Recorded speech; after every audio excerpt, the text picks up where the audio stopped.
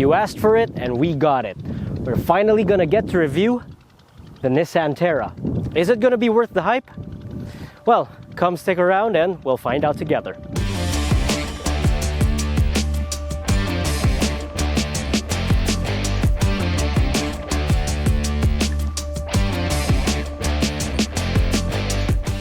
Now, I want to get this out of the way first. I am not a fan of this color at all. Now, it makes the Terra look a bit dated, to be honest, but imagine it in gray or red or pearl white even. And I reckon the Terra looks like a pretty handsome PPV. Now, from the front right up until here and the fenders, it is purely Navara. The headlights are the same, the grille just gets different elements in between them. The bumper is slightly changed, but the hood, the fender, that is purely Navara. But it is a totally different vehicle from the moment you hit the pillar right up until you hit the back. Now, the windows are a bit bigger than the one in the pickup, and the roof is pretty tall. There's a pretty cool design detail at the back wherein the rear haunches are a little more pushed out, and it gives that Terra a bit more of a wider stance. Now for the back, well, I think it looks a bit too generic. Well, there's the typical slim LED taillights and the extended rear bumper, but other than that, it doesn't really stand out. But all in all, I think the Terra is, again, a pretty good looking SUV. And these black roof rails add to that bit of macho effect over there. Also, to wrap it all up, these wheels are 18 inches in diameter. They look pretty well suited to the Terra, but just not in this color. Again, if I were to get a Terra, I would get it in dark gray or red.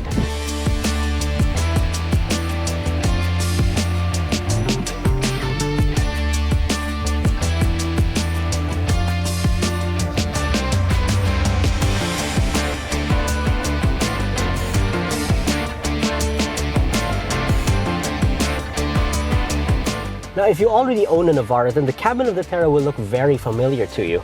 Now, you have the same round air vents on each side, this sort of dome-like center stack, and even the same 3-spoke steering wheel. What is different, however, is this, the infotainment system. And now, instead of the haptic buttons you have on the side in the Navara, you get a fully flushed unit, and it's powered by Android. Now, for the rest of the front end of the Terra, it's also the same down here and right down to the chrome bezel around the gear selector. Now, I would say it is a rather nice place to sit in because the seats, which are leather, are actually pretty soft and offer pretty decent lumbar support. And there are cup holders on each side of the dashboard, which is good if you want to keep your drinks cold, but not exactly great if you want to keep your coffee warm. Still, you get the power seats for the driver and manual seats for the passenger side, and there is leather inserts on the doors, although I do wish this would be soft touch as well as the dashboard. Still, it's a hard wearing dash and it feels like it'll last a long time nonetheless. But before I get to the second row, there is one feature of the Terra I rather like. It's this. Now, all you have to do is press one of these buttons and the left or the right second row seat will tumble forward. So that means you no longer have to get to the back and pull a lever and stuff like that to get access to the third row seat. And I think that is pretty smart on Nissan's part. Now, let's really go check out the back seats.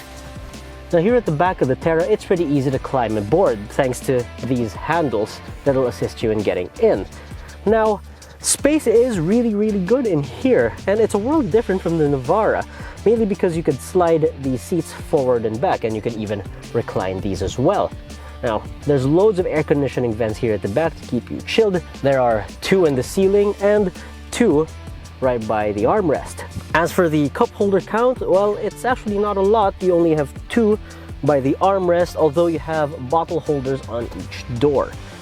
Still, it's a place you'd actually be willing to stretch out and relax after a hard day's work. And while we're at it, check this out. You can even watch whatever's displayed up in front here at the back. So be it movies or whatnot, you can get to relax at the back of your Terra no matter how bad the traffic is. So yes, the second row in the Navara is a nice place to be in. But what about the third row? Now for the third row, it's typical mid-sized SUV. It's really best suited for small adults like myself and children. Now, the third row seats in the Navara are set rather low, so you have to sit with your knees up by your chest. But thanks to the sliding second row, you could stretch out just that little bit more. And in all fairness to the Terra, there's actually a decent amount of space right behind me for the cargo area. So yes, you can still carry a couple of coolers behind you, even with 7 on board. Of course, not everyone's gonna fit in their bag, so some of them may have to go on their laps. Still, it's a pretty spacious car indeed, and again, thanks to those push-button second row seats, it's actually a very smart one too.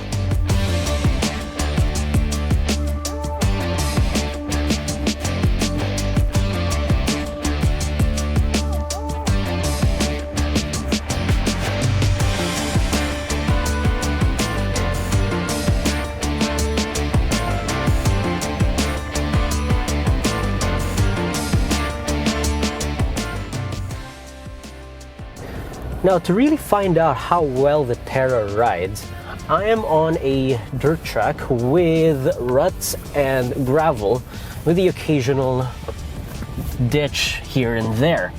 Now, I do have to say that the Terra, at least from where I'm sitting, rides pretty well. Now, granted, I'm not going that fast yet, but the fact that it's doing pretty well on a road like this means it should be comfortable when we hit the pavement. Now we're about to reach a bit of dirt road where we can speed up a bit. So we'll find out what it's like when we're doing about 60 on dirt, and it's actually not that bad even. Although I do have to say brakes can be improved a little bit, mainly because it has drums at the back. But other than that, the steering on loose surfaces is pretty decent. It doesn't feel wayward or it doesn't feel loose in any way. It actually feels pretty solid, and you're not hearing a lot of creaks and rattles, and that suggests that the body is built pretty solidly. Now, granted, not everyone is going to bring their Terra on a dirt trail or anything of the sort, so perhaps it's time to leave the dirt and bring it out where it will usually be, on the road.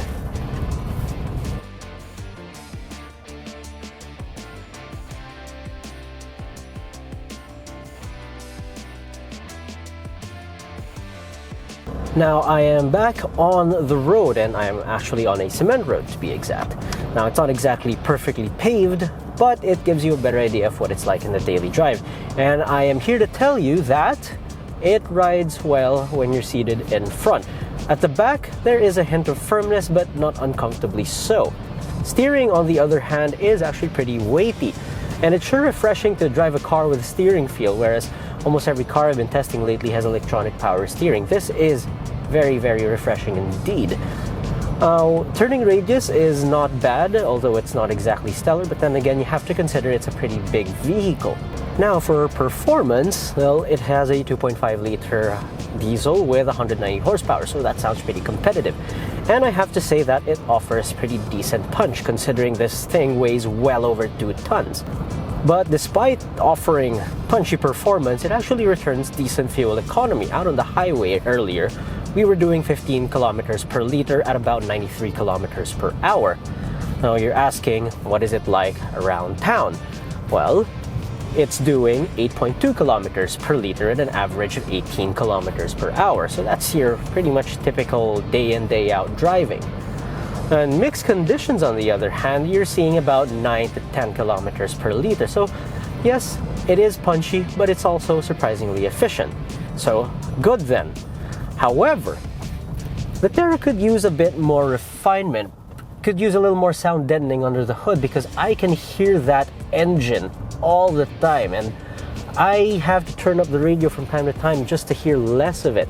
And it especially gets loud when you're overtaking cars, but at least that noise is justified by power.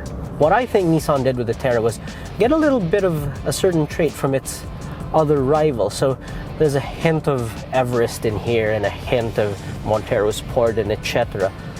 But the combination and the end result is actually pretty good, and I have to say this is something I would actually get. So good job, Nissan. It was worth the wait after all.